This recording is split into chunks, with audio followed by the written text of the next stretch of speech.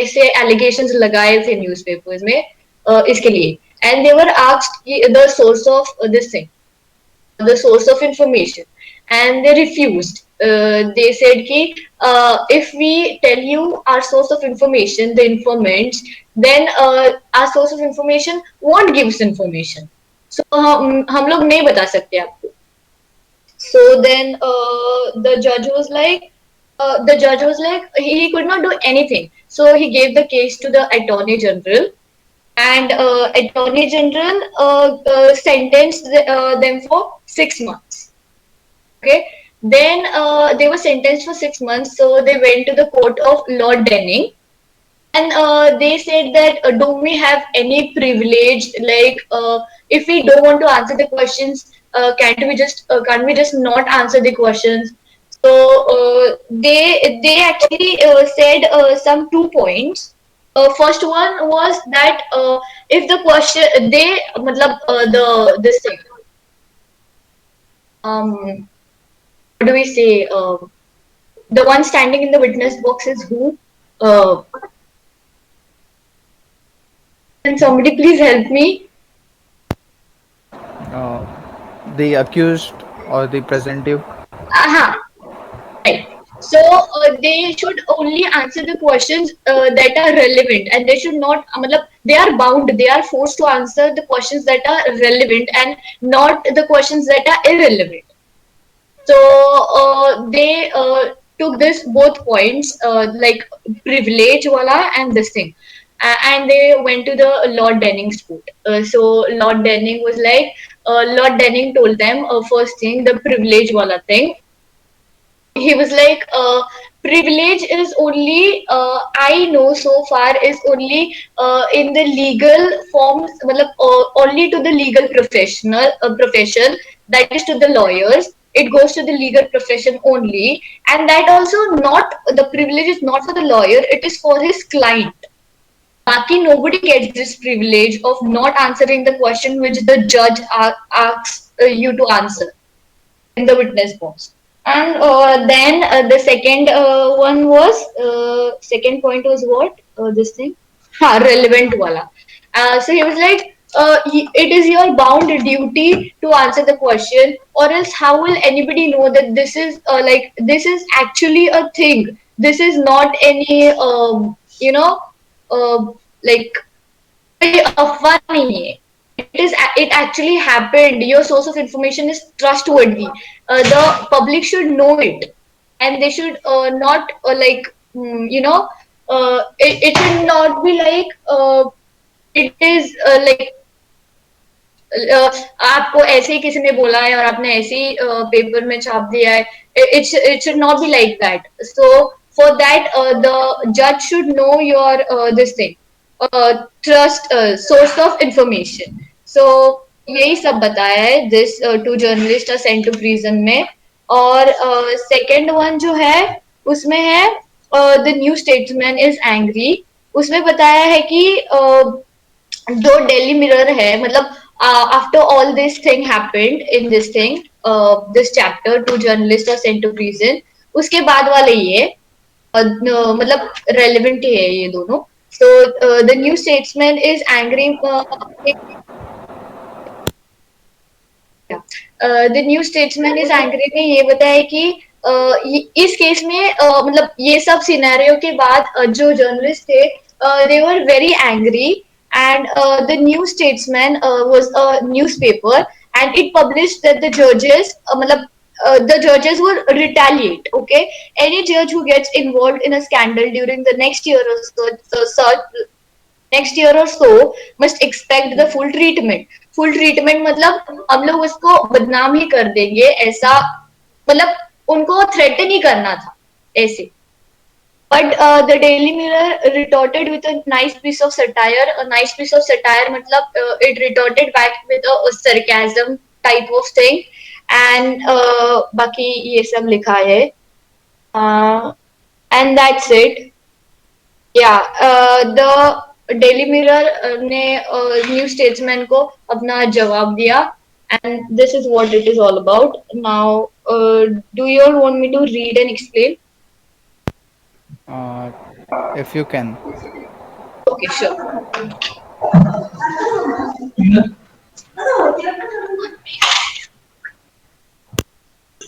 तो कोई भी Okay, डाउट, so सी ना जस्ट अ मिनट। हाँ, yes. किसी को कोई भी डाउट है, कोई प्रॉब्लम है तो बता दो अभी, कि डायरेक्ट रीड करना है कि आगे का नेक्स्ट डे चाहिए तुम लोगों को। नेक्स्ट चाहिए। नेक्स्ट ये 1 for नेक्स्ट। लेकिन नेक्स्ट अनुराग का हुआ नहीं है ना। ठीक है ना, वो मैं क्या सेकंड बोल रहा हूँ, पर चैप्टर। सियोना ने ऊपर ऊपर से बताया, थोड़ा इसके अंदर डीपली जाते हैं ना, मतलब उसने ऊपर मैं ऊपर से क्या स्टोरी बोलता बता हूँ दी है। हेलो स्टोरी हम लोग को पता चल गया, पर उसके अंदर कंटेंट जो अपना ये जो लैंग्वेजेस यूज हुए हैं हाँ, वो मैं भी हम लोग को इसलिए पता रीड रहना करने के चाहिए ना। लिए बोला। हाँ, इस इसलिए मैंने रीजन मैं बोल रहा बोला। हूँ कि एक बार रीड करके ले लेते हैं। रीड मतलब एकदम वर्ड टू वर्ड नहीं, हाँ, but word two then two word नहीं रफली है। रीड करके लेते हैं। या हेलो फास्ट है इसमें, फास्ट ओवर आइस। नहीं मैं क्या बोलता हूँ रीड करने से अच्छा अभी देखो वो पैराग्राफ वाइज है, अगर पैराग्राफ वाइज वो अगर समझाते जाएंगे और बोलते जाएंगे कि अटॉर्नी जनरल का नाम ये था, वो जर्नलिस्ट का नाम ये था, तो बस उतने में समझ जाएगा, क्योंकि स्टोरी तो हमको हाँ, समझ ही वही गए वही ना। वही वही भाई हाँ, की वर्ड टू वर्ड नहीं, रफली जाते हैं, हाँ ऊपर ऊपर से एक बार जाते हैं, जैसे उन्होंने हाँ स्टोरी तो ठीक है बता दिया, पर एक बार ओके ऊपर ऊपर से भी जाते हैं। Okay, Siona got it. Yes, okay, I'll read it. Only the head points, like highlight them. Okay, sure. Thank you. Two journalists are sent to prison. So, next there came a case of intense public interest. Two journalists refused to answer questions asked of them in the witness box. They were sent to prison. Were they guilty of contempt of court? Newspapers had been saying there was a spy in the admiralty. Parliament ordered an inquiry. Lord Radcliffe presided over it. One of the journalists had written that it was the sponsorship of two high ranking officials which led to Vassal avoiding the strictest part of the military security vetting. Lord Radcliffe asked the journalist, "What was the source of your information? Where did you get it from?" The journalist said, "I decline to answer." Lord Radcliffe asked, "Will you inquire from the source whether he is willingly for it to be divulged? What is this? Divulged. Let diverge. divulge privilege upon you, how you pronounce it. Yeah. This इसका meaning है is to make known. Okay. एक बार फिर से बता देंगे please. Make known of something or like that. You get it? मैं क्या बोल रहा हूँ, आपने इसको किधर नोट किया हुआ है क्या? मतलब ये वर्ड्स के मीनिंग आपने किधर नोट किए हुए हैं? आप बुक में ही किए। तो एक काम करिए ना, आप स्कैन करके ग्रुप में डाल देना ना, तो इजी पड़ेगा। अभी मतलब अभी ओके लिखना पड़ेगा, नहीं तो आप स्कैन करके डाल दोगे तो इजी पड़ेगा। Okay sure. Lord Radcliffe informed the Attorney General he moved the court to punish the journalist for contempt of court. Mr. Justice Gorman sentenced him to 6 months. Journalist appealed to our court. It raised the question whether a journalist has any privilege in the matter. A preliminary point arose as to the relevancy of the question. A witness is only bound to answer a relevant question, not any irrelevant one. The cases heard together were Attorney General versus Mulholland, Attorney General versus Foster. I dealt with the point in this way. Was the question relevant to the inquiry? Was it one that the journalist ought to answer? It seems to me that if the inquiry was to be as thorough as the circumstances demanded, it was okay, I'll send it. On Mulholland to disclose to the tribunal the source of his information. The newspapers had made these allegations. If they made them with a due sense of responsibility, then they must have based them on a trustworthy source. Heaven forbid that they should invent them. And if they did get them from a trustworthy source, then the tribunal must be told of it. How otherwise can the tribunal discover whether the allegations are well founded or not? The tribunal cannot tell unless they see for themselves this trustworthy source. This witness, who is the foundation of it all, The tribunal must therefore be entitled to ask whether was the source from which the information came. Next, I dealt with the question of privilege. But then it is said that however relevant these questions were and however proper to be answered for the purpose of the inquiry, a journalist has a privilege by law entitling him to refuse to give his sources of information. The journalist puts forward at his justification the pursuit of truth. It is in the public interest, he says, that he should obtain information in confidence and publish it to the world at large. For by so doing, he brings to the public notice that which they should know. He can expose wrongdoings and neglect of duty which would otherwise go unremedied.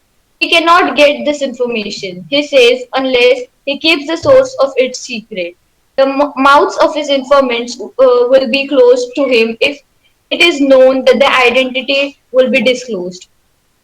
So he claims to be entitled to publish all his information without ever being under any obligation, even when directed by the court or the judge to disclose when hence he got it. It seems to me that the journalist put the matter much too high. The only profession that I know which is given a privilege from disclosing information to a court of law is a legal profession, and then it is not the privilege of the lawyer but of his client. Take the clergyman, the banker, or the medical man. None of this is entitled to refuse to answer when directed to him by a judge. Let me not be mistaken. The judge will respect the confidences which each member of this honorable profession receives in the course of it, and will not direct him to answer unless not only it is relevant but also it is a proper and indeed necessary question in the course of justice to be put and answered. A judge is the person entrusted on behalf of the community to weigh this conflicting interest, to weigh on the one hand the respect due to confidence in the profession, and on the other hand the ultimate interest of the community. Justice being done, or in the case of tribunal such as this, in a proper investigation being made into this serious allegations, if the judge determines that the journalist must answer, then no privilege will avail him to refuse. It seems to me, therefore, that the authorities are all one way. There is no privilege known to the law by which a journalist can refuse to answer a question which is relevant to the inquiry and is one which, in the opinion of the judge, it is proper for him to be asked. I think it plain that in this particular case, it is in the public interest for the tribunal to inquire as to the sources of information. How is anyone to know that this story was not a pure invention? If the journalist will not tell the tribunal its source, even if it was not invention, how is anyone to know it was not the gossip of some idler seeking to impress? It may be mere rumors unless the journalist shows he got it from a trustworthy source. And if he has got it from a trustworthy source, then however much he may desire to keep it secret, he must remember that he has been directed by the tribunal to disclose it as a matter of public duty, and that is justification enough. We have anxiously considered the sentences of 6 months and 3 months respectively, which Gorman J.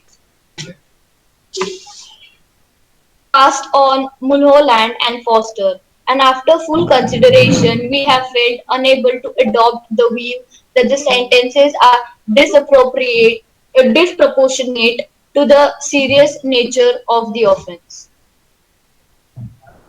Shall I continue the second one? Anyone has any doubt or anything to say?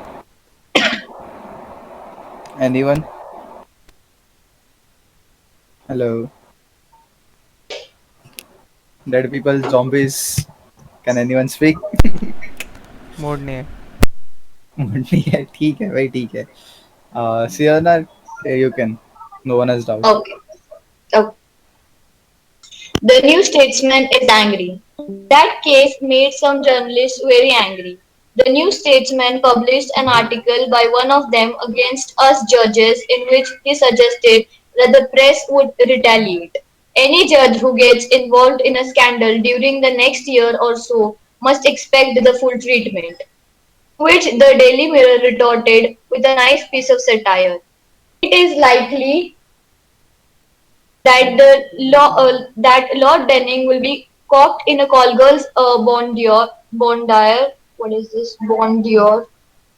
Or Lord Justice Danvers be caught napping, flogging stolen cigarettes. Lord Justice Denvon be caught pinching a goya. Does anyone know what is a goya or something? From National Gallery. People, does anyone know? Google ही करना पड़ेगा I guess. Yeah. Okay. Is Mr. Justice Gorman, who sentenced the two silent journalists, likely to be discovered running a Soho striptease club when the courts are in recess? The possibility is laughably remote. The Mirror recognizes that it is the duty of a judge to administer the law as the law stands and not as some would like it to be. Thanks to the Daily Mirror. Goya from the National Museum is the portrait. What? Portraits. Acha, portrait. Goya is pronounced someone. as boudoir. Just a bit. Goa is the person who draws and gives the name. Like if I draw something, so I will give him name as Privet's portrait. So Goa Yeah. was that person. So that portrait was called as Goa, and that was stolen. Caught. Lord Denning, as per the story. Okay. And then which word? Boudoir. Boudoir. French word है. Okay. Boudior. Right? bedroom, a woman's bedroom मतलब है A woman's bedroom or a small private room. private room. हाँ इसमें लिखा ना it is likely that Lord Denham will be coped in a called boudoir, girl's room. Lord Justice Dankwets be caught napping, flogging cigarettes. Can anyone help me with this? क्या doubt है? Statement is वो अरे it is cigarette चुरा likely, के ये है ना, ये पूरा जो स्टेटमेंट जो बोल रहे हैं ना इन लोग इधर से इधर Gallery तक तक. आई गेस ये पूरा का पूरा हाइपोथेटिकल है. अच्छा ओके. मतलब एक्चुअल में नहीं हुआ है बट लोग कुछ बोलने के एक्सप्रेस लिए. करना चाहते हैं, बोलते हैं ना एग्जैजुरेट करना. तो जैसे इधर हम लोग लिखा है कि Lord Denning was cooped up in a college girls बoudoir, मतलब किसी लड़की Girls के रूम room. में. Girls room. हाँ. एंड और जो Lord लॉर्ड वैकर था मतलब डैंकवर्ड्स था, वो नैपिंग है ना फ्लॉकिंग, मतलब वो पूरा Cigarette. टाइम सिगरेट पीता रहता था. ऐसा बोला जा रहा है. तो उसको खाली एग्जैजुरेट करने के लिए Exaggerate. फ्लॉकिंग्स ऑफ स्टोलन सिगरेट्स ऐसा बोला जा रहा है. ओके. और ये सेंटेंस Lord मेरे को एक बार Donovan. Donovan. Pinching over. हाँ पिंचिंग एज इन मतलब मेरे हिसाब से तो शायद से टचिंग एंड फीलिंग. हाँ पोर्ट्रे उसको करना है या तो उसको जाके फील टीचर करना. मैं बोलूं क्या? हाँ. उसका मतलब ये है कि शायद कि वो पेंटिंग चोरी कर रहा था. नहीं National Art I guess Gallery से. वो तो नहीं होगा. पेंटिंग के बारे बोल रहे हैं शायद. वो गोया है ना, टीचर ने ये ऐसा कुछ related बोला ही है. था.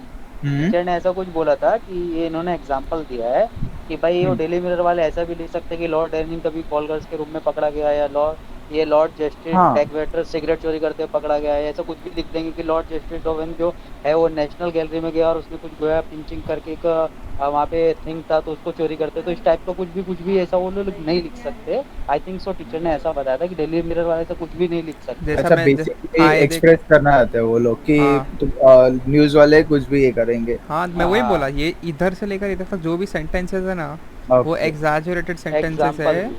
Examples for the journalist who right in the newspaper, जो उन लोग अपने मन के हिसाब से लिखते हैं. ये सब अगर उन लोग लिखेंगे ऐसा सीधा तो ये डायरेक्टली रॉन्ग हो जाएगा. क्योंकि बराबर बाद में उन ओके। लोगों को कंटेम्प्ट ऑफ कोर्ट या फिर ऐसा कुछ तो लग जाएगा आई गेस। वही चालू है ना, पार्ट 1 ही चालू है उन ना। पे हाँ, हाँ तो कंटेम्प्ट उनको ऑफ ये कोर्ट लग लगा। जाएगा, क्योंकि हाँ डायरेक्ट लॉर्ड डेनिंग पे विदाउट एनी कंफर्मेशन और कोई विदाउट के प्रूफ्स। प्रूफ्स के साथ हम लोग अगर ये ऐसा कोई भी डालेगा पेपर में ऐसा, तो उन मैं लोग बोलूँ क्या कंटेम्प्ट ऑफ कोर्ट कुछ? रहेगा शायद से। हेलो। ये केस में ऐसा हाँ चल तो रहा है ना कि भाई वो लोग बताना नहीं ये चाहते थे कि उनका सोर्स ऑफ क्या है लिखने का, तो इसी रिगार्डिंग उन्होंने बोला कि ऐसा कल को कुछ भी उठ के कोई भी कुछ भी लिख देगा, अपन सोर्स पूछेंगे तो तुम लोग नहीं बता पाओगे। तो ऐसा नहीं होता है। तो आगे से तुम जब भी कुछ भी लिखो और तो उसका सोर्स अगर तुम्हें नहीं बताना है तो तुम डायरेक्टली तो कुछ भी नहीं लिख सकते, मतलब इस टाइप की चीज़ें नहीं लिख सकते कि जब तुमको सोर्स भी नहीं बताना है और तुम कुछ भी लिख दिए तो वो चीज़ क्या फैल जाएगी और वो अटेम्प्ट ऑफ कोर्ट हो जाएगा, ऐसा कुछ हो जाएगा।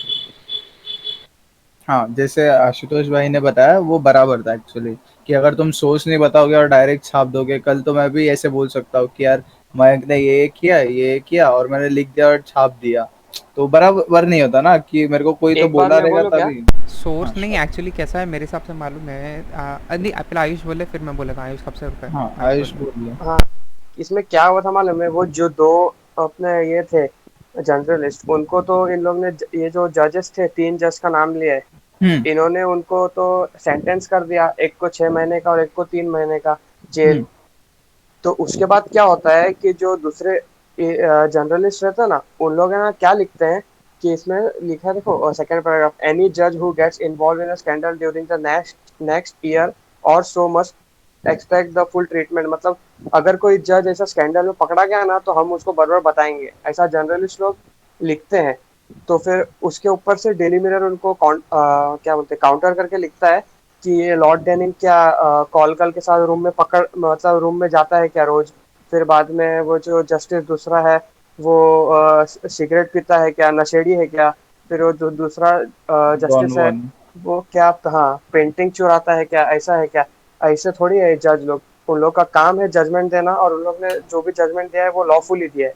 तो वही ऐसा लिखा है, तो इसीलिए लॉर्ड डेनिंग लास्ट में लिखा है डेली मिरर को थैंक्स। अच्छा okay, thank you Ayush. Right, actually. तो किसी को कुछ और पूछना है या कुछ ऐड करना है तो कर सकते हैं फ्रीली। Any doubts anyone? किसी को कुछ डाउट है? तो वरना अनुराग ये करेगा आगे का ये। एक्चुअली हम लोग को ऐसे ही जाना चाहिए था हाँ बट एक्चुअली ऐसे ही जाना चाहिए था हम लोग को, फटाफट रीड करके। हाँ एंड रीड करो एक्चुअली और एक्सप्लेन सियोना करो। कैसा करना चाहिए था आपने पूरा क्या किया, या यहाँ से चालू करके आप यहाँ एंड कर देना चाहिए था रीडिंग, हाँ या तो फिर उसका यहाँ से थोड़ा पूरा हाँ पेज कर देना चाहिए था रीडिंग, एंड देन आपको समझाने का कि ये पैसेज में ये एग्जैक्ट चीज़ इतना बोला इतना है, ये पैसेज में ये एग्जैक्ट चीज़ बोला है, ऐसा। बट ठीक है, नहीं चलेगा, ओवरऑल फिर भी नहीं सही नहीं है, ओवरऑल सही। समझा, मेरे को भी समझा, हाँ, बट समझा, सही है, फॉर समझा। अदर्स कन्वीनियंस कभी कभी किसको क्या रहता है, कभी कभी मेरा भी ऐसा हो सकता है, मेरे को आगे कोई चैप्टर आ जाए मेरे को समझे नहीं, बस और उसके लिए। Thank you Siona for your efforts, हाँ, we are thanks. Thankful to you. Anurag आप स्टार्ट बहुत करेंगे? अच्छी तरह समझा। मैं Yes, क्या yes. बोल रहा था, जी प्रिविलेज जी हाँ बोलो ना। को टाइम मिले तो अच्छा रहेगा। मतलब मैंने प्रिपेयर किया हुआ है, मेरा फर्स्ट और थर्ड प्रिपेयर है, मेरा अब सेकंड प्रिपेयर्ड नहीं। एक काम ब्रो करते हैं। चलेगा, एक सेकंड का हाँ हाँ आप फर्स्ट और फर्स्ट और थर्ड का हाँ समझा दो स्टोरी बता क्योंकि देता हूँ। हाँ आप समझा दो फर्स्ट और थर्ड का, क्योंकि आज हम लोग का जल्दी हुआ तो आप टाइम ले सकते हैं, ऐसा कोई इशू नहीं है। फर्स्ट और थर्ड पहले मैं समझा आज दो फर्स्ट और थर्ड कर लेता हूँ, उसका सेकंड में कल बता दूंगा इफ ओके। फिर वो कल के लोगों के लिए प्रॉब्लम हो जाएगा, या फिर जल्दी लेंगे तो लोगों को भी ये हो जाएगा, एक्स्ट्रा हो जाएगा। आप चाहिए तो टाइम ले लीजिए बट आज ही कर दीजिए। एक काम करो ना, कि एक काम करो, सेकंड वाला आप रीड कर दो ना, फिर जिसको हाँ भी रीडिंग के हिसाब से समझ जाएगा वो बता देगा ना उतना। हाँ वो भी अच्छा रहेगा, टीम कोऑर्डिनेशन होगा, यूनिटी हाँ, तो और बन फर्स्ट और थर्ड जाएगी। वाला बता दो, सेकंड वाला रीड कर लेना। यस, ठीक है। किसी को कोई प्रॉब्लम लग रहा है कि हम लोग ऐसा कर रहे हैं गलत है, बोल दो ओपनली। अपना माइंड मतलब अपना माइंड सेट भी हाँ बताओ क्या हम माइंड लोग ने गलत क्लियर right रखो, कोई आइडियाज है तो वो भी बोल दो, कोई इशू नहीं। और माइक म्यूट रखने की ऐसी जरूरत नहीं, अनलेस एंड अनटिल आपके बैकग्राउंड में नॉइज है और डिस्टर्ब हो सके। बाकी पूरा टाइम आप माइक ऑन रख सकते हो। मेरा पूरा टाइम माइक चालू होता है यार, तुम लोग भी कर दिया करो। वही मेरे में डिस्टर्ब होगा थोड़ा, इसके लिए बंद कर। हाँ हाँ चलेगा, जिनको लग रहा है कि बैकग्राउंड नॉइज जाएगा तो उनके लिए चलेगा, बट हम लोग इधर कैसे यार टीचिंग नहीं कर रहे यार, दोस्तों की तरह ये कर रहे हैं, तो वही चाहते हैं हम लोग कि आप माइक को एक ओपन रखो।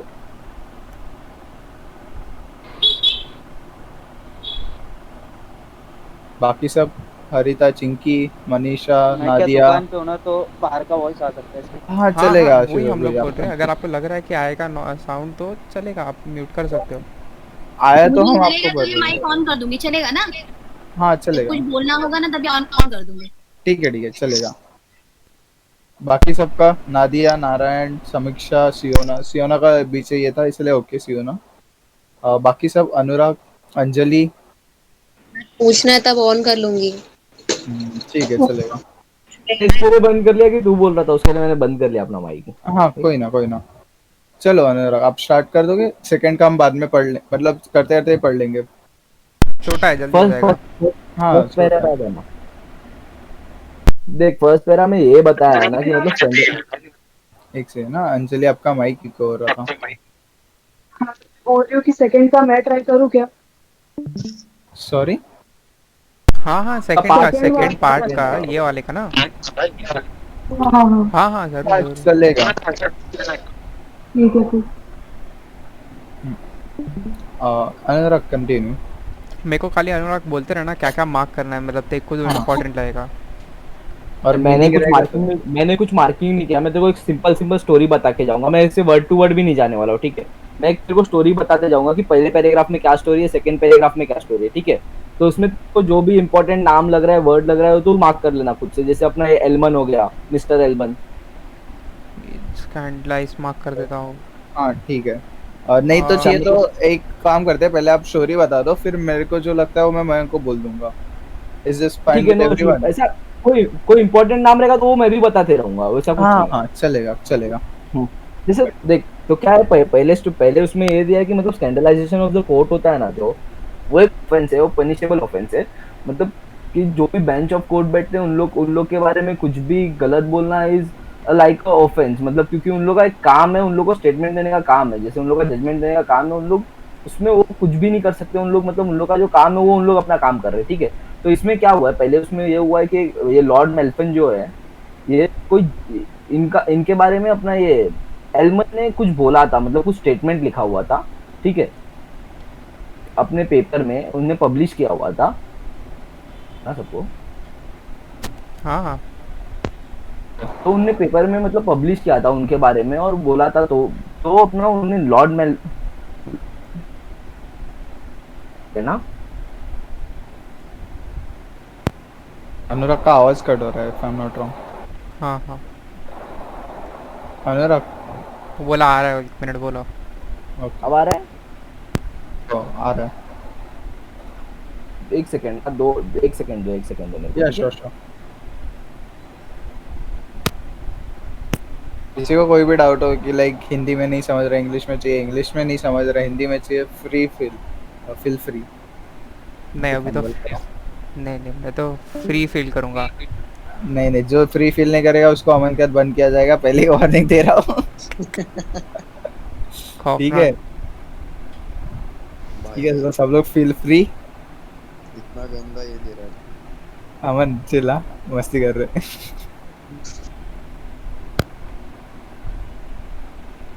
नहीं करेंगे हम लोग तेरे साथ किसी को बंद। सोच क्या हालत होगी उनकी। अमन भी फ्री फील करेगा। चल बस हो गया, मस्ती बंद, थोड़ा पढ़ लेते। करूं? बराबर है आवाज? बराबर है। भाई अटक रहा है। बराबर है ना? नहीं अंशुमन मस्त सुन ले। अरे मेरे को अटक भाई चालू करूं अब? हाँ ब्रो हाँ। जिसको अटक रहा है वो रीजॉइन करके ट्राई कीजिए, नेट इश्यूज रहेगा। तो देख फर्स्ट लाइन में ना अपना डिफेमेशन ऑफ कोर्ट के बारे में बताया, जो अपना एक क्रिटिसिज्म और डिफेमेशन के बारे में बताया कि मतलब एक कोर्ट को डिफेम करना और क्रिटिसाइज करना एक अपना ऑफेंस है, ठीक है।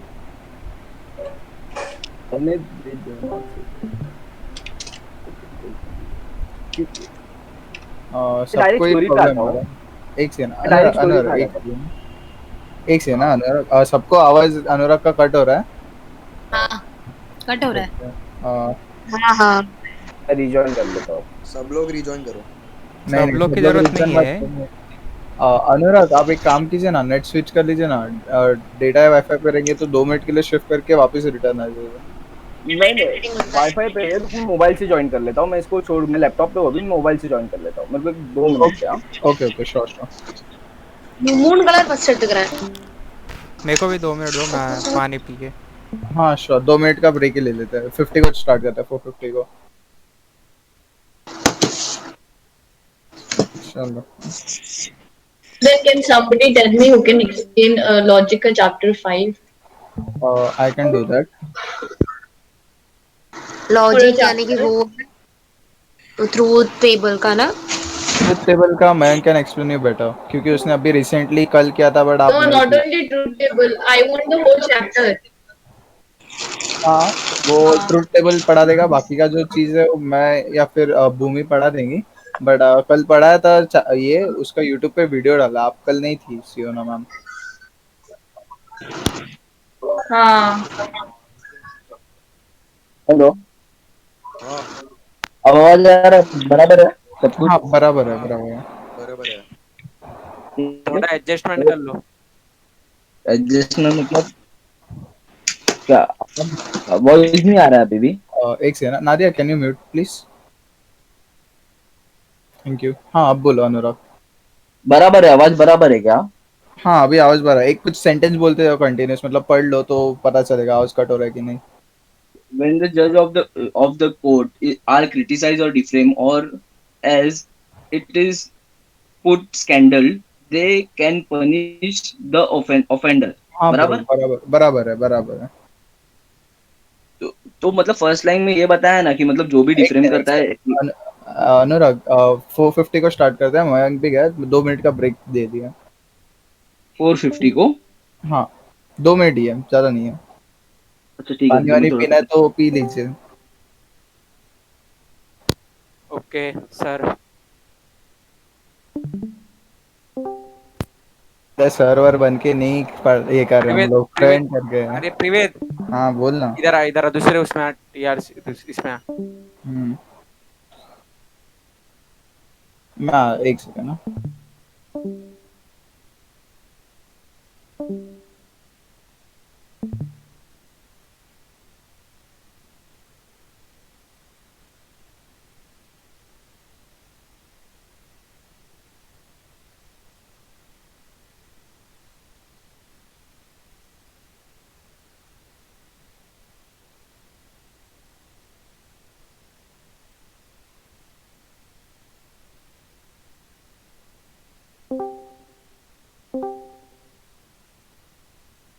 एक नंबर का फालतू इंसान है अमन, किक करो साले को।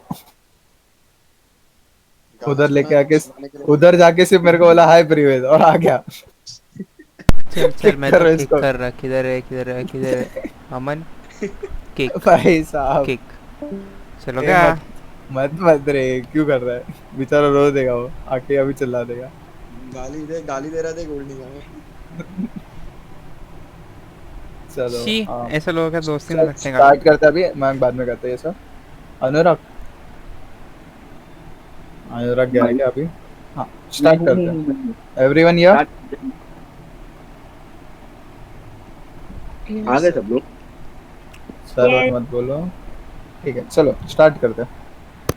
तो देख पहले मैं मतलब पहले लाइन में ये बताया कि कोर्ट को डिफ्रेम करना है, क्रिटिसाइज करना एक पनिशेबल ऑफेंस है, जो अपना ये बुक ये एक लॉ के बुक में भी स्टेट एक पैराग्राफ में स्टेट किया हुआ है। ठीक है, इधर देखो अपना ये 5th लाइन में दिखता रहेगा, बुक के पैराग्राफ का नाम आपको दिखता रहेगा। ये ना नहीं लेटर पैसेज लिखा है ना, इन आवर लॉ बुक।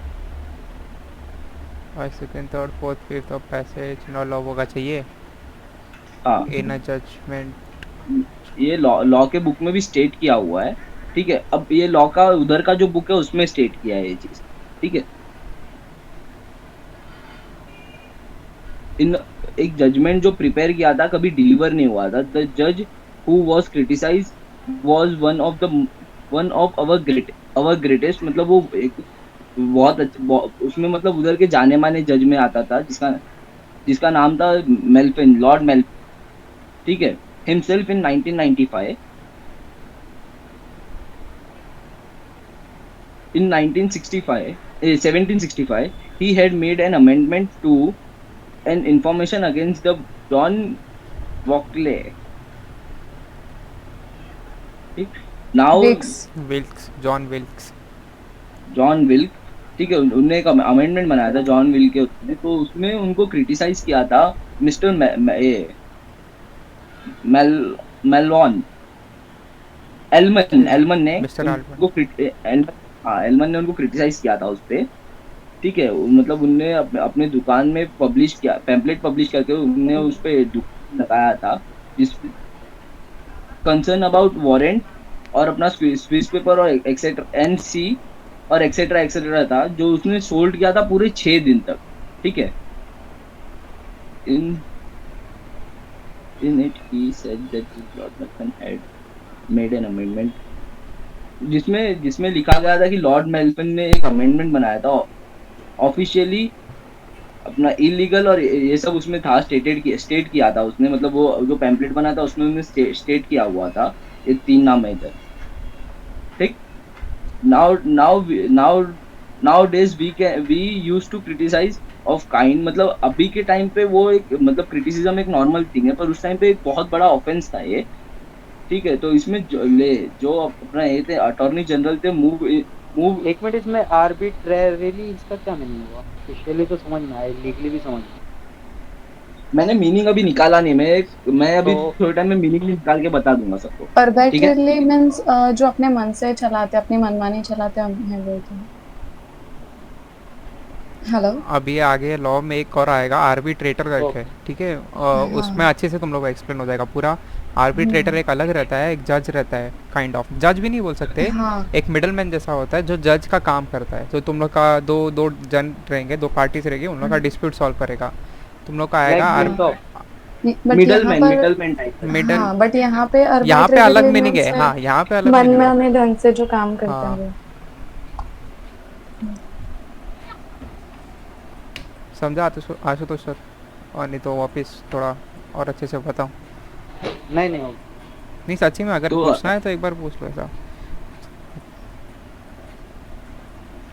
नहीं तो चालू कर दे स्टार्ट करूं? हाँ, तो अटॉर्नी जनरल आए थे और अटॉर्नी जनरल ने इसको कंटेम्प्ट ऑफ कोर्ट किया था।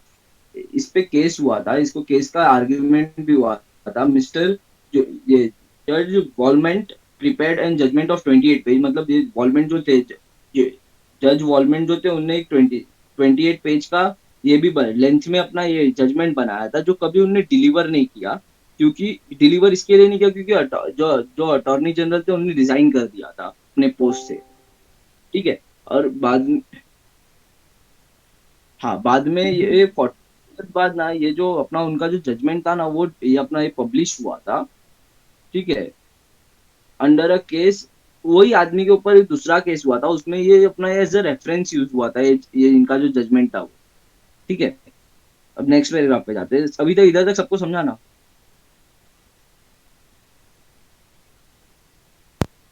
तो माइक ऑन करके सब मुख्य प्राणी है, तो zombies सबके सब डेड। हेलो, हाँ, बोलो समझा नहीं समझा, डाउट है बोलो। समझा। क्या भाई, गूगल मीट ने गलत आदत लगा दिया तुम लोगों को माइक म्यूट करने की। भाई क्या इन लोग ऐसा लगता है हम लोग 4 जन ही है। नहीं ना, मेरा माइक वर्क नहीं कर रहा है भाई। अच्छी बात है, नहीं करेगा। यस, ये चीज अच्छी हुई है। मामा नादिया, आप ऑफ कर सकते हो। बस मेरी बात दिल पे ले ली। थर्ड पर्सन कन्वर्सेशन इधर नहीं, मतलब नहीं है ना, समझ में भी कुछ नहीं आ रहा है। नहीं ना, साउथ इंडियन ट्रांसलेटर। इल्ले।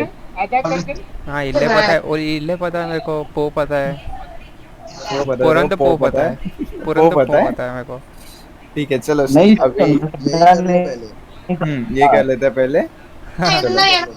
नादिया रुक जा, म्यूट करता हूँ। नहीं कर देगी ना खुद से। नहीं फिर बाद उसको में बोल हटा देगा। देना उसको जब थोड़ी देर बाद।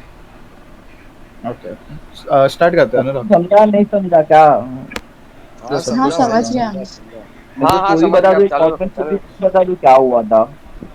क्या बोल रहे हैं? फर्स्ट पैराग्राफ में शॉर्ट में क्या स्टोरी था वो बता दूं क्या? हाँ बता दे बता दे। बता दे तो वापस बता। फर्स्ट पैराग्राफ में वो आता कि ये जो एलमन है ना, इसने कुछ पब्लिश किया था लॉर्ड मेल्फन के बारे में, एक केस के रिगार्डिंग, ठीक है। उस पे अटॉर्नी जनरल बीच में आके उसने, मतलब अटॉर्नी जनरल आया था और उसने अपना ये किया था, कंटेम्प्ट ऑफ कोर्ट कर दिया था एलमन के ऊपर, ठीक है। जिसकी अपना जिसकी अपना ये हुई थी, हियरिंग हुई थी या सुनवाई जो भी बोले वो हुआ था, ठीक है। और अपना जो उसका जो जज था वेलमॉन्ट, उनने एक 28 पेज का अपना 28 पेज का जजमेंट बनाया था, जो वो कभी डिलीवर ही नहीं कर पाए, क्योंकि जो अपना ये था ना, अटॉर्नी जनरल था ना, उसने रिजाइन कर दिया था, ठीक है। बाद में वो जो 28 पेज का उनका जो अपना ये था ना, जजमेंट था ना, वो 42 ईयर्स बाद ना वो एक एज ए रेफरेंस यूज हुआ था एक केस में, ये सेम आदमी के इस पे समझा? हाँ भाई। हाँ भाई समझा समझा। अब आगे आते हैं, ठीक है।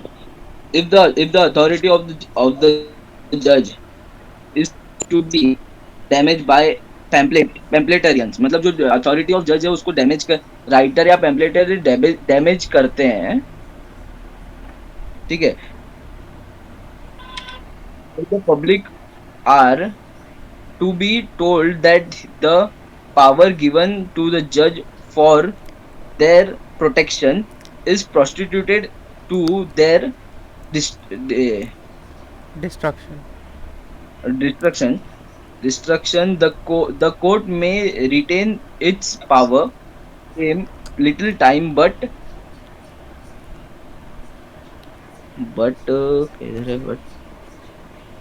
एक सेकंड, जूम इन कर देना भाई।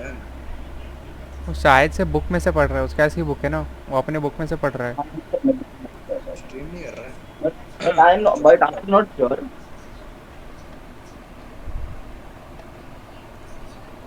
But I am not sure it will be an intentional lose. Instantly. Intentionally loss of its authority, ठीक है। and the power of the court will never not long severely the authorities.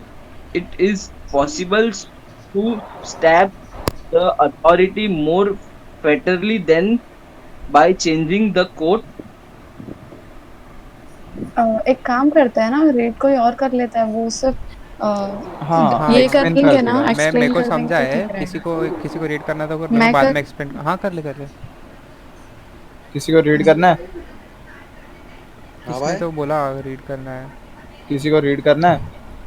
इधर को मैं बता देता हाँ, हूँ, देख कर इधर ना, जो लेंगे। कोर्ट का जो पावर होता है ना, उस चीज के रिगार्डिंग बात हो रहा है कि मतलब कोई कोर्ट के पावर को कोई स्टैब नहीं कर सकता है, या मतलब उस पर कोई उसको कोई चेंज नहीं कर सकता। ऐसा नहीं है।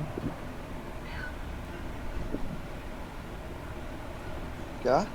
ऐसा नहीं है, थोड़ा सा अलग है। उसको तो समझा देने दे, फिर तू अपना समझ। अच्छा ठीक है। चलेगा, बोलना मयंक बोलना। अरे मतलब जहाँ तक मेरे को समझा कैसा है मालूम है, उसने एक ट्रेड जजमेंट पास जो किया था ना, उसमें बोला है कि जो ये है ना, क्या बोलते हैं कि गवर्नमेंट में करप्शन होता है, ये होता है। तो मतलब ये बोल रहा है कि जो जजेस होते हैं ना, सॉरी जो पैम्पलेटर्स होते हैं, न्यूज़ लेटर होते हैं, उन लोग के पास इतना पावर है ना कि क्या था, जज के पावर के बारे में, हाँ जज के पावर जज के पावर के बारे में, जज के पावर के बारे में। एक मिनट, मैं वापस एक बार रीड कर लेता हूँ। जजमेंट ऑफ प्रोटेक्शन जोर से पढ़ लेना, सबको पता चलेगा। If the authority is to be trampled upon by pamphleters and news writers, and the people are to be told that the power given to the judges for the protection is prostituted to the destruction, the court may retain its power some little time, but I am sure if it will instantly lose all their authority, and the power of court will not survive the authority of it. If it is it possible to stab the authority more fatally than by charging the court and more particularly particularly the chief justice with having introduced a rule to subvert the constitutional liberty of people, a great scandal could not be published.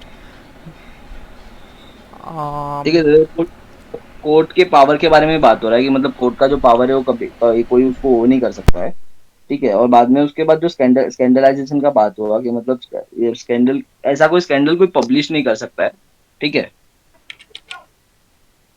देखो एक बात, right ना एक बात, हाँ kind of, हाँ मतलब अभी जो मतलब मेरे को आयुष बोल रहा था ना बोलने में भी एक बार कंफर्म करा रहा। हाँ तो मेरे हिसाब से क्या है मालूम है क्या, उसमें क्या लिखा है, इफ देयर अथॉरिटी, मतलब स्टार्टिंग का जो लाइन है ना वो बताता है कि जज, अगर जज को कुछ डैमेज होता है और हर्ट होता है वो पैम्पलेट से और न्यूज राइटर से, और वो अपने खुद के प्रोटेक्शन के लिए कि मेरे को कोई क्रिटिसाइज ना करे, मतलब मेरे बारे में कोई भला बुरा ना बोले, मुझे बुरा लगेगा, तो उसके लिए वो अपना पावर का यूज करता है, तो वो ठीक है, वो अपना पावर का यूज करता है। पर अगर उसको ही देख के वो सबके खिलाफ, अगर जो न्यूज लेटर पब्लिश करते हैं, पैम्पलेट पब्लिश करते हैं, उनके खिलाफ अगर वो कंटेम्प्ट ऑफ कोर्ट लगाते जाएगा, तो फिर कभी समझो अगर मतलब सच्ची में स्कैंडल हो गया तो फिर कोई न्यूज़पेपर वाले डालेंगे ही नहीं, फिर वो थोड़ा डर जाएंगे कि अरे भाई ये तो जस्टिस है, ये तो हर बार अपने पावर का यूज करता है, तो कोई क्यों छापेगा, फिर तो वैसे फिर वो होता जाएगा स्कैंडल।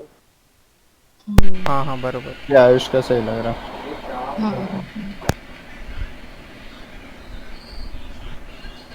फिर थर्ड वाला पहले करना है कि सेकंड पहले करना है?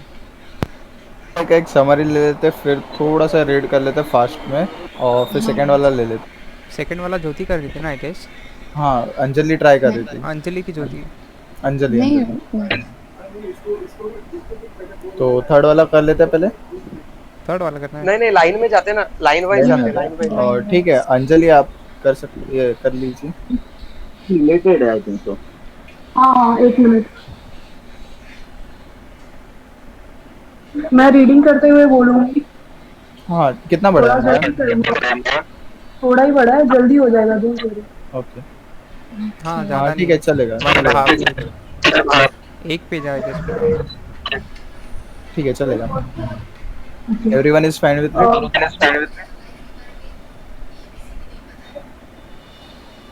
ठीक है चलो स्टार्ट कर दो अंजलि। हाँ, we had traveled far since that time. In the 1920s, the offense of scandalizing the court was regarded as virtually obsolete. तो यहाँ पे मार्क कर दो। क्या मार्क कर दूँ? obsolete, third line first. हाँ, obsolete का मतलब है यहाँ out of date, और दूसरा मतलब है no longer in use। Anjali repeat, समझा? रिपीट करने को बोला था एक जन ने। अच्छा ठीक है, no longer in use, और दूसरा है out of date।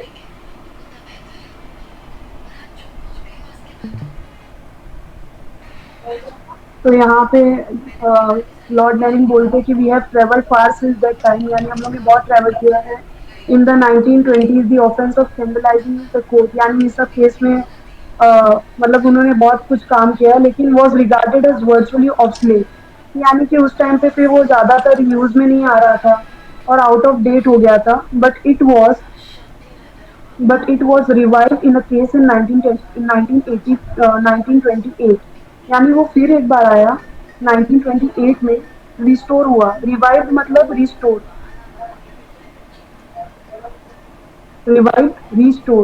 मतलब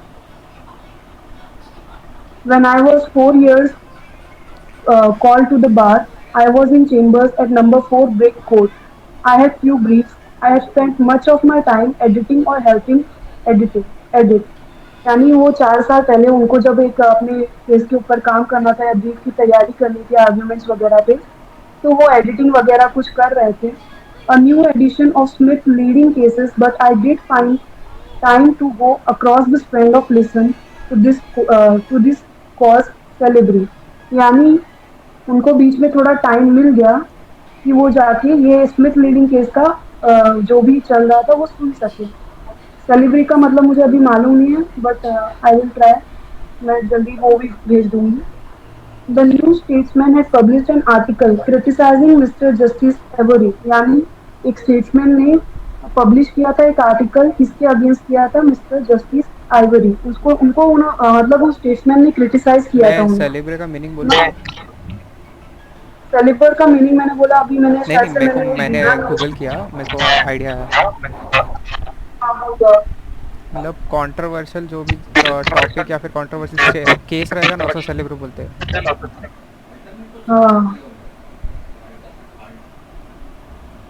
तो सब लोग ने नोट किया सेलिब्री का। तो स्टेट्समैन ने उनके अगेंस्ट एक आर्टिकल पब्लिश किया था। वो आर्टिकल उनको क्रिटिसाइज करता था, मिस्टर जस्टिस आइवरी को। ये नाम प्लीज मार्क कर लो, किसको क्रिटिसाइज कर रहा था? Mister justice Avory. Now he as a जज held by the profession with respect, almost with awe. अब वो जज है तो उनको एक रिस्पेक्ट होती है, भले उनका डिसीजन कुछ भी हो, पर एक रिस्पेक्ट होता है। He was a small man but resolute and stern. Resolute का मतलब यहाँ पे है, मैं रिसोल्यूट मार्क है ऊपर ऊपर, हाँ। रिसोल्यूट का मतलब है स्टबन, जिद्दी। STUBBORN, stubborn. स्टर्न का स्टर्न भी मार्क कर मैं। स्टर्न का मतलब है सीरियस। स्टर्न का मतलब है serious. Now he was a judge held by the profession with respect, almost with awe. He was a small man but resolute and stern. यानी वो एक ऐसा जज होता है जो काफी जिद्दी और सीरियस होता है, काफी गंभीर टाइप का। It showed in his face with his firm mouth and piercing grey eyes. Firm mouth यानी एकदम सुलझा हुआ इंसान, सीरियस मैन। Firm mouth को मार्क करना है। हाँ, सीरियसनेस। पियर्सिंग ग्रे आइज का मतलब है कि काफी, मतलब उसके आंखों को ही देखकर आप समझ सकते हो कि वो कितना सीरियस है उस टॉपिक के रिगार्ड पे, यानी वो हर चीज को लेके बहुत सीरियस रहता है। He had tried a libel action with a jury. They had awarded $200 damages against doctor Marie Stokes. यानी उन जो जिसने क्रिटिसाइज किया था उनको कितना $200 का चार्ज हुआ था, किसको? डॉक्टर मेरी स्टोक्स को। Please mark. The advocate of birth control, then much frowned upon, see Sutherland versus Stokes. The new statement denounced the case and added this words. अब सुदरलैंड वर्सेस स्टोक्स में क्या होता है? इसमें केस जो है डिनाउंस, डिनाउंस मतलब criticise होना। Mayank, please mark the word denounce. Very right side, man के बाजू में, स्टेट्समैन के बाजू में, वही पैरे में, लास्ट पैरा लाइन। में। अच्छा हाँ हाँ, sorry sorry. It's okay, it's okay. Criticize है इसका मतलब। The case and added these words, यानी इस केस को भी बहुत क्रिटिसाइज किया गया था। The serious point in the case, however, is that an individual owning to such views as those of Dr. Stokes cannot apparently hope for fair hearing in a court presided over by Mr. Justice Avery, and there are so many Averys। यानी कि इस type के जो लोग होते हैं उनके लिए आप कोई भी जजमेंट वगैरह ले लो, उन्हें गलत ही लगेगा, चाहे वो कोई भी जज क्यों ना सुना दे। और ऐसे जस्टिस यानी कितने भी अवॉर्डी टाइप के जजेस हो, वो सबको क्रिटिसाइज ही करेंगे। Proceedings were taken against the editor of the New Statesman for contempt of court. They are reported in R versus New Statesman. On the side was the Attorney General. तो उनके जब ये अटॉर्नी जनरल ने ये case लिया, किसने लिया था? Attorney general. Mayank, attorney general mark कर दो ऑन। हाँ, thank you. Then Sir Douglas Hawke Casey, on the other Mr. William Jowett Casey, each was a brilliant advocate. यानी Sir Douglas Hawke Casey, on the other Mr. William Jowett Casey, each was a brilliant advocate. यानी ये दोनों ही advocate जो थे बहुत ही brilliant advocate थे। Each afterwards Lord chancellor, और ये दोनों आगे चल के क्या बने? लॉर्ड चांसलर बने। Thank you, Mayank. But how different? Jovit, tall, handsome, and distinguished with a resonant voice. अब इसमें जॉविट की तारीफ की गई है उसकी पर्सनैलिटी के बारे में कि वो काफी लंबा, हैंडसम था, डिस्टिंग्विश यानी एकदम अलग पर्सनैलिटी, रेसोनेंट का मतलब इधर है, एक मिनट, डीप और क्लियर वॉइस, यानी कोई किसी किसी की आवाज में कभी कभार हम समझ नहीं पाते हैं पर उसकी आवाज काफी साफ थी, तो रेसोनेंट का मतलब है डीप और क्लियर वॉइस।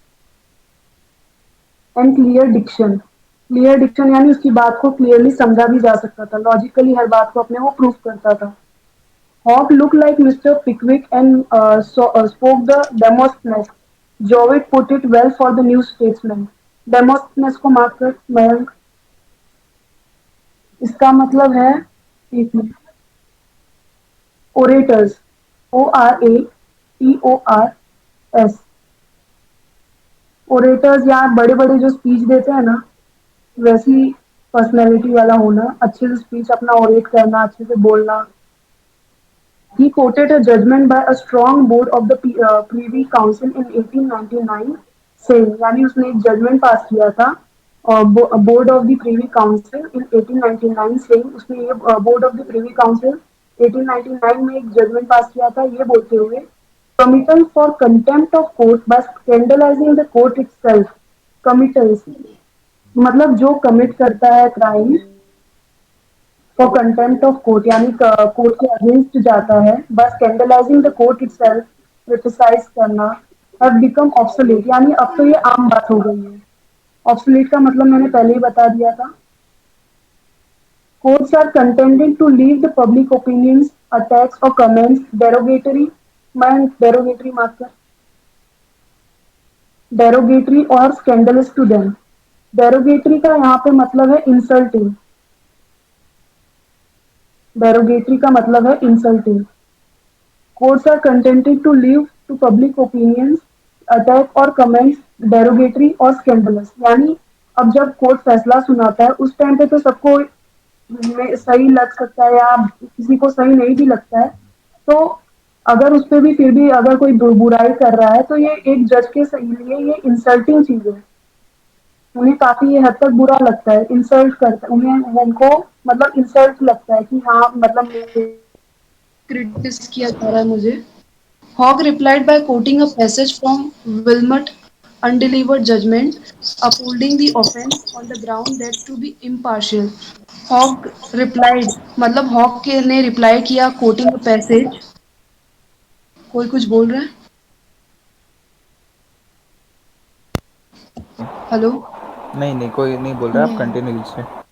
हाँ, Hogg replied by quoting a passage, यानी हॉग ने एक अपने पैसेज को रिप्लाई किया फ्रॉम विल्मर्ट्स अनडिलीवर्ड जजमेंट, यानी ये विल्मर्ट का एक जजमेंट है जो कभी डिलीवर नहीं हुआ, यानी कभी सामने किसी के आया नहीं।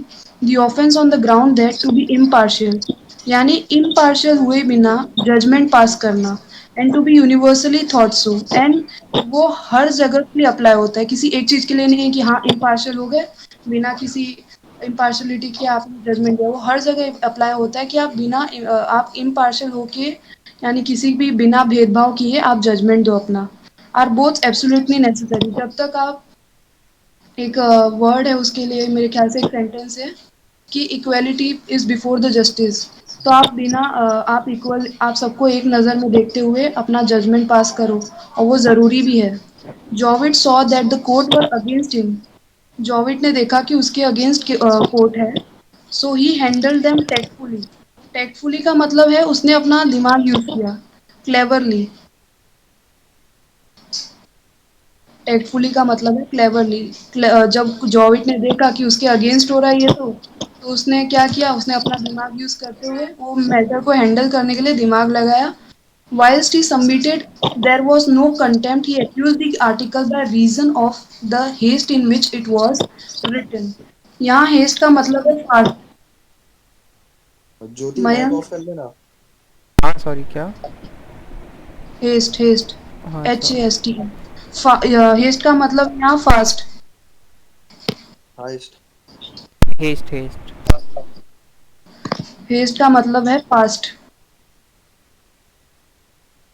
तो वाइल ही सबमिटेड मतलब वो अपना सबमिट जब करने जा रहा था, पूरा रीजन वगैरह देने जा रहा था एक्यूज की तरफ से, तो वहाँ फटाफट वो जल्दी जल्दी करने लगा, बोला भाई जब मेरी गाड़ी पहले फिसले मैं इससे अच्छा अपना फटाफट दे देता हूँ और ना क्या पता मेरे अगेंस्ट चले जाए, तो उसने फटाफट अपना सुनाने लगा और अपोलॉजीज यानी वो अपना माफ़ी मांगने लगा कि कैसे, तो उसने देखो माफ़ी में क्या बोला है, एंड अपोलोजाइज्ड हम्बली।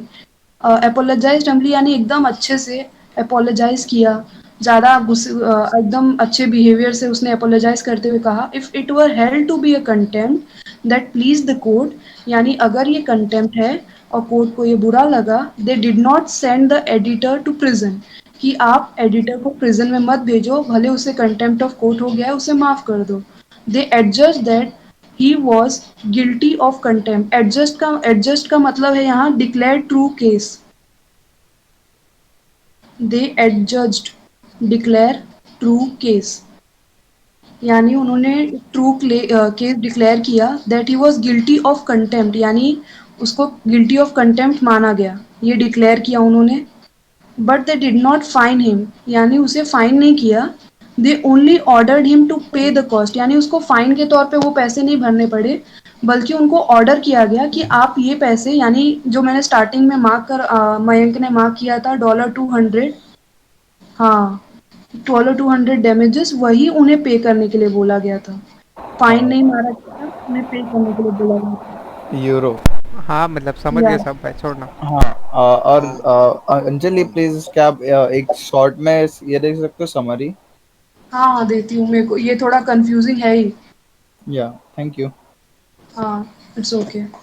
तो यहाँ पे एक्चुअल में होता क्या है कि यहाँ पे जब कोर्ट के अगेंस्ट कोई जाता है या कोर्ट के क्रिटिसाइज करता है उनके जजमेंट पे, तो कई एक ऐसे ही एक जज था, उसको उसके जजमेंट के लिए क्रिटिसाइज किया गया था।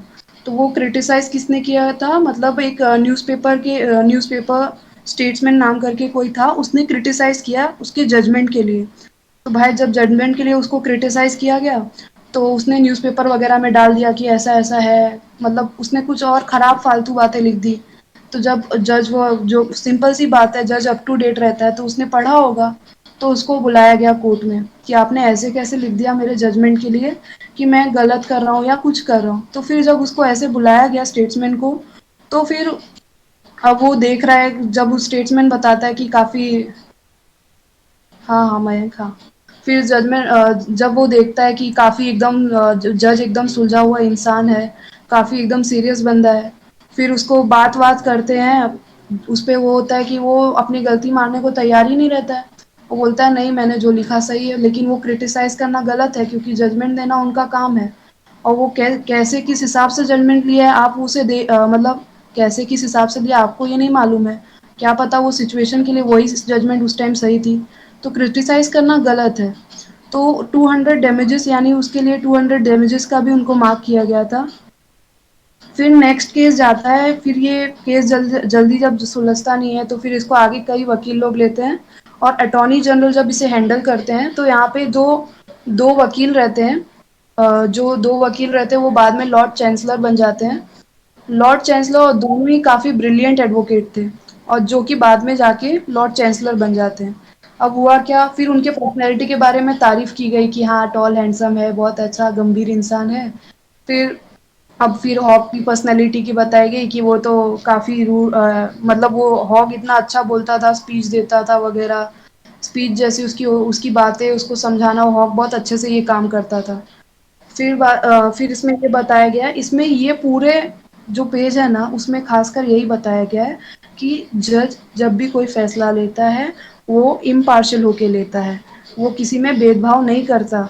और दूसरा चीज़ इसमें ये बताया गया है कि विलमॉट का इसमें एक अनडिलीवर्ड जजमेंट लिया गया है, जिसमें उन्होंने बताया है कि इसे भी मार्क कर दो, हाँ थैंक यू, कि इसमें भी सेम यही बात रखी गई है कि कोई भी जज जब भी कोई फैसला लेता है तो वो इम्पार्शियल होके करता है, बिना भेदभाव नहीं करता, वो सबको एक जैसा समझ के जजमेंट देता है।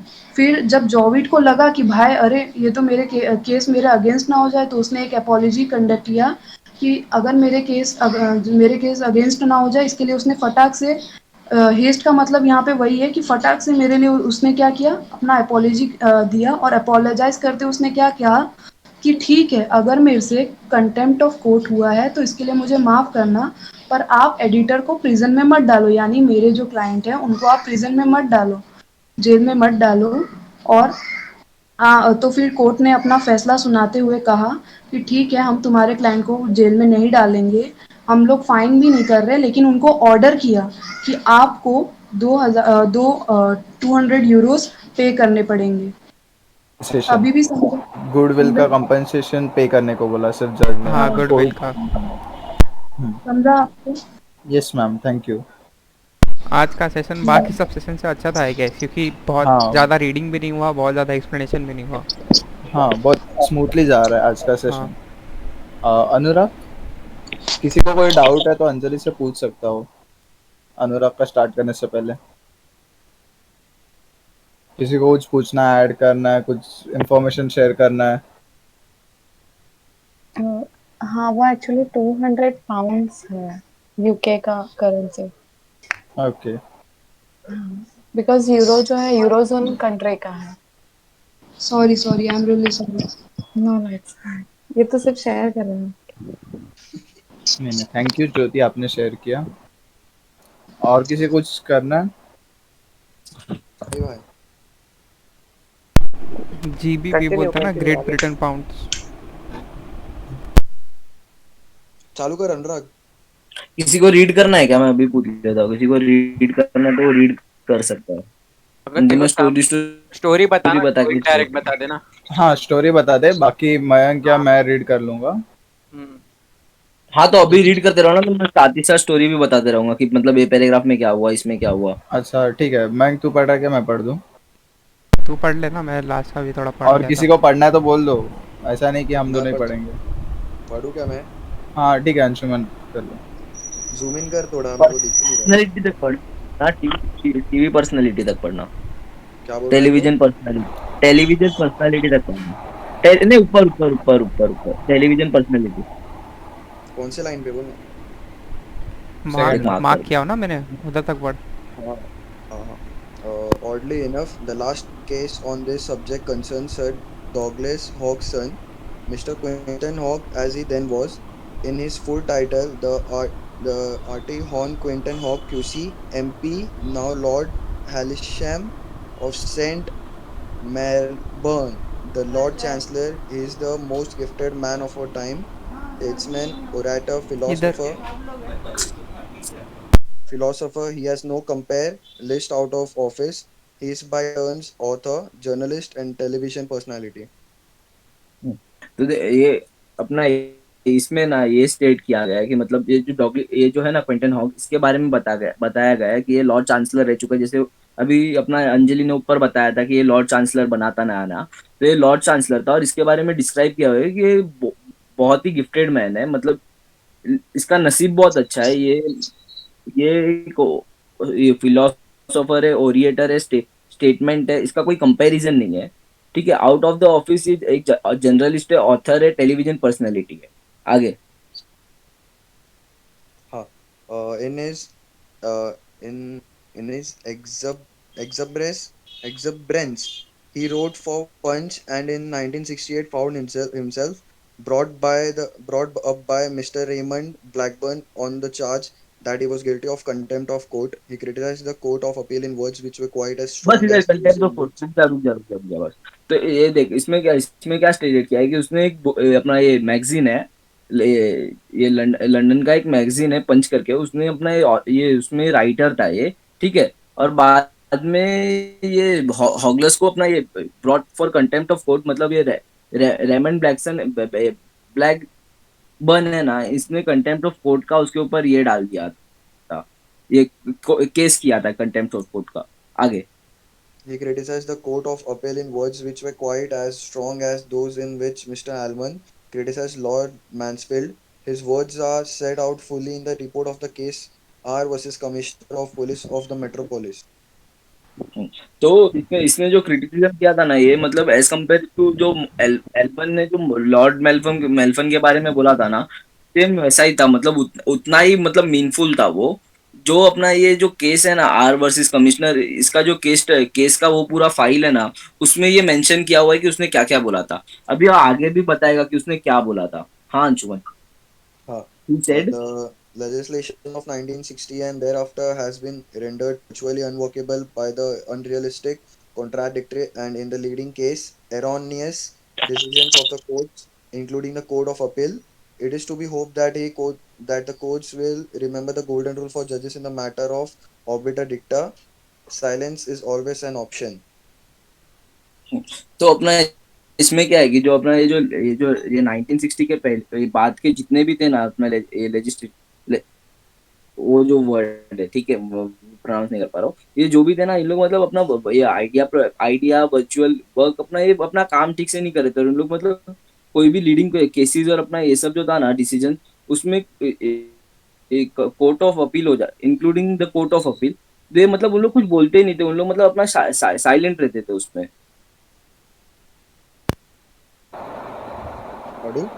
नहीं, एक सेकेंड ना अंशुमन, अमन तू पढ़ अभी, तू किसी भी चीज में पार्टिसिपेट नहीं करता, तू अभी पढ़।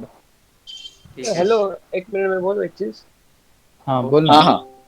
हाँ, यहाँ ना हॉक की बात नहीं हो रही है। हाँ, क्या यहाँ हॉक के लड़का है ना, हॉक का लड़का, क्या नाम है उसका, क्वेंटिन हॉक, क्वेंटिन हॉक की बात हो रही है। क्वेंटिन हॉक की बात हो रही है। हाँ हाँ, इसका बता दे। ये मार्क कर देना, डगलस हॉक और क्वेंटिन हॉक, ये दोनों नाम मार्क कर देना। डगलस भी मार्क कर दे, सर डगलस।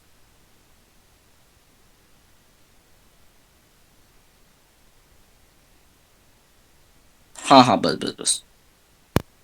अमन पढ़ ले द केस को। ये एंडिंग तक पढ़ो ना, एंडिंग तक पढ़ते हैं। Okay.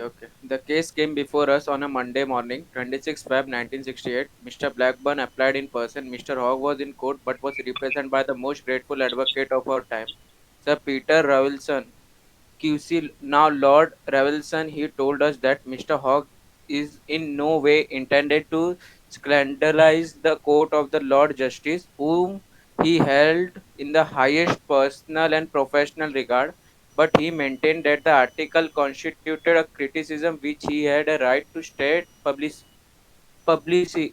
क्या? Publicly. Okay, sorry. We accepted the submission. We delivered judgment straight away, as we usually do. We did not write 28 page as Mr. Justice Wilmot did. हाँ, तो इसमें क्या है, जो 28 तारीख को, ये 26 फेब 1968 को इन लोग के सामने ये केस आया, ठीक है। और अपना ये जो मिस्टर ये ब्लैकबर्न थे, वो अपना केस खुद लड़ रहे थे, पर जो मिस्टर हॉक थे वो अपना केस खुद नहीं लड़ रहे थे। वो कोर्ट में मौजूद थे पर वो अपना केस खुद नहीं लड़ रहे थे। उनने अपना केस लड़ने मतलब उधर के सबसे बेस्ट, उस टाइम के जो सबसे बेस्ट एडवोकेट थे ना, पीटर रॉल्सन, उनको बुलाया था, ठीक है। अब ठीक है, अब ठीक है, अब रॉल्सन हॉक के उसमें रिलेटेड उसके बिहाफ में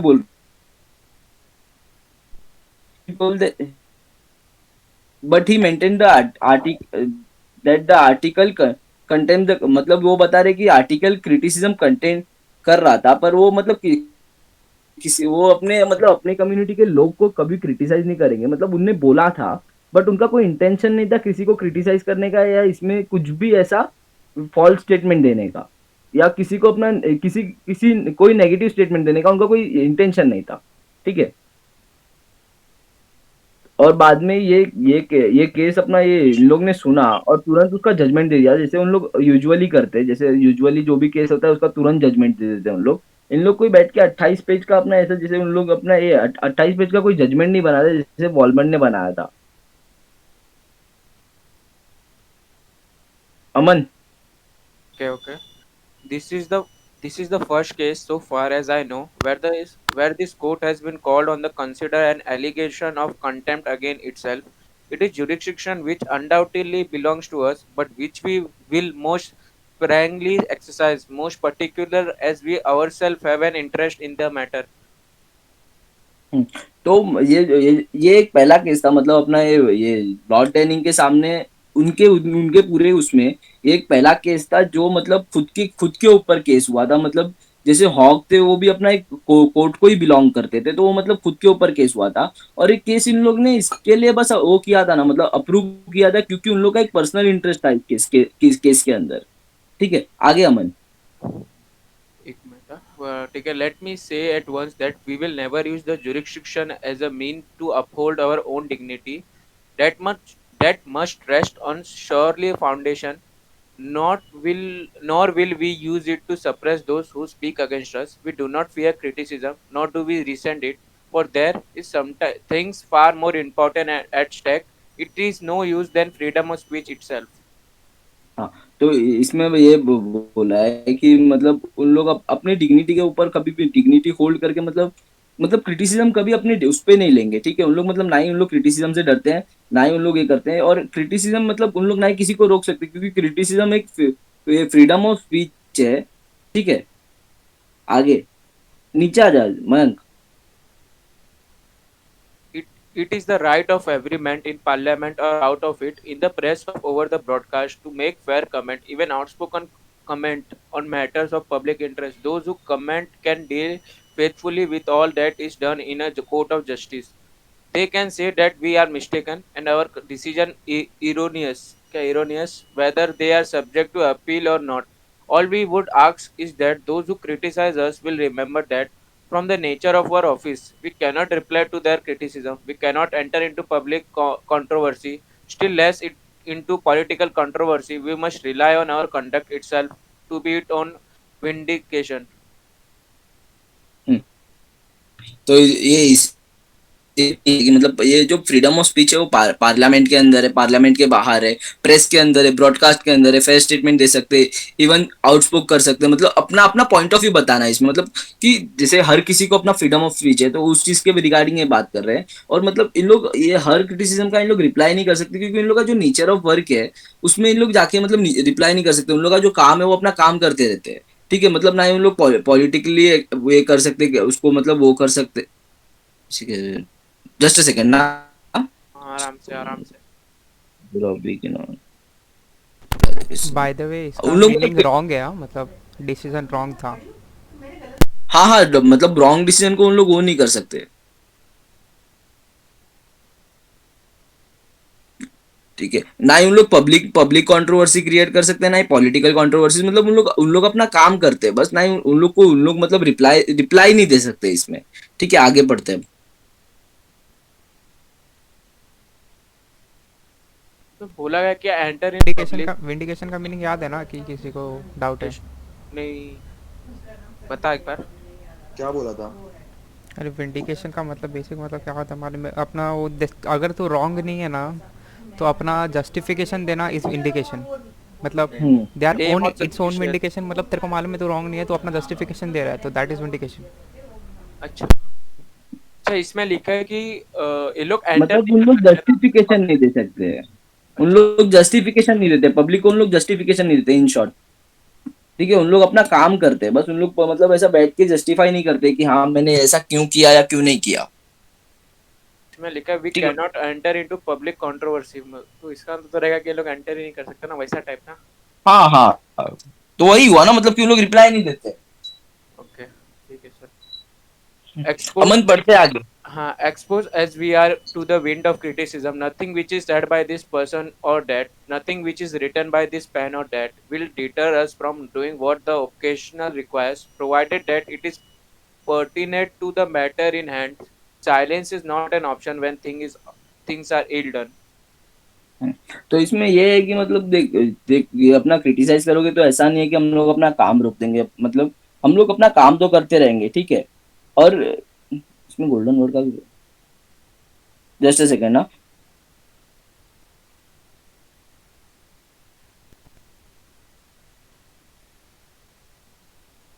हाँ ये मतलब ये है कि इसमें ये लिखा है कि मतलब हम लोग अपना काम तो, अगर आप हम लोग को क्रिटिसाइज करोगे तो हम लोग अपना काम तो नहीं रोकेंगे, हम लोग अपना जजमेंट का जो काम है वो हम लोग करते हैं। और बाद में एंड में ये लिखा है कि silent is not an option when the things are ill done, मतलब साइलेंट ऑप्शन नहीं होता है जब थिंग्स गलत होता रहता है, ठीक है। अमन आगे पढ़ते हैं।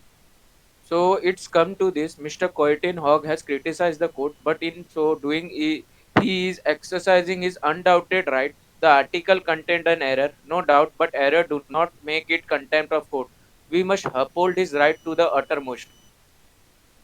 तो इसमें ये जजमेंट जो दिया था वो इन लोग बात कर रहे हैं कि मतलब जजमेंट में ये दिया था कि जो अपना ये क्विंटन हॉग ने जो लिखा था अपना जो आर्टिकल लिखा था वो एक एरर है, उसमें कुछ ना कुछ एरर है, पर वो एरर को हम लोग अपना एक कंटेम्प्ट ऑफ कोर्ट तो नहीं मानेंगे, ठीक है।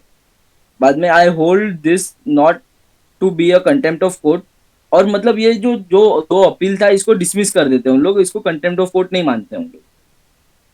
कोई डाउट है किसी को तो कोई पूछ सकता है, जिसे किसी को कुछ नहीं समझा तो। समरी दे देना ब्रो अनुराग।